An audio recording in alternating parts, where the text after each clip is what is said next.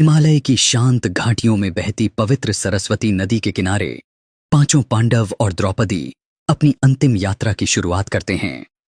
ठंडी हवा, नीला आसमान और बर्फ से ढके पहाड़ सब कुछ एक दिव्य माहौल बनाते हैं। युधिष्ठिर कहते हैं, यह मार्ग केवल शरीर का नहीं, आत्मा की परीक्षा का मार्ग है। धर्म और सत्य के साथ कदम बढ़ाना है, लेकिन सरस्वती नदी की पवित्र पर तेज धारा रास्ता रोकती है। तभी भीम आगे बढ़ते हैं। अपने अपार बल से वह अकेले ही विशाल चट्टानें उठाकर नदी के बीच जमाते हैं और कुछ ही क्षणों में एक मजबूत भीम पुल तैयार कर देते हैं। पांचों पांडव और द्रौपदी धीरे धीरे पुल पार करते हैं, जैसे धर्म का मार्ग स्वयं उनका सहारा बन रहा हो। नदी पार करने के बाद उनका सामना होता है वसुधारा जलप्रपात से।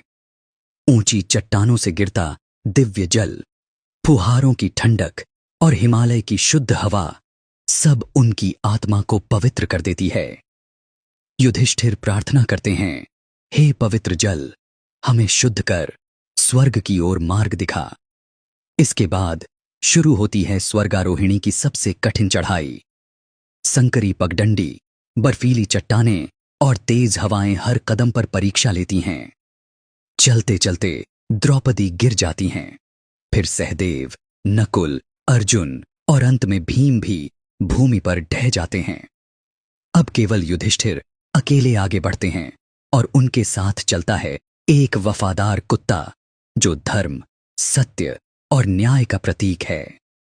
चोटी पर पहुंचते ही कुत्ता अपने वास्तविक स्वरूप में धर्मदेव बन जाता है।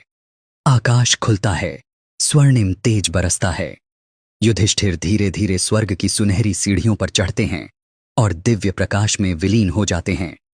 पांचों पांडवों की आत्माएं स्वर्ग की ओर उठती हैं।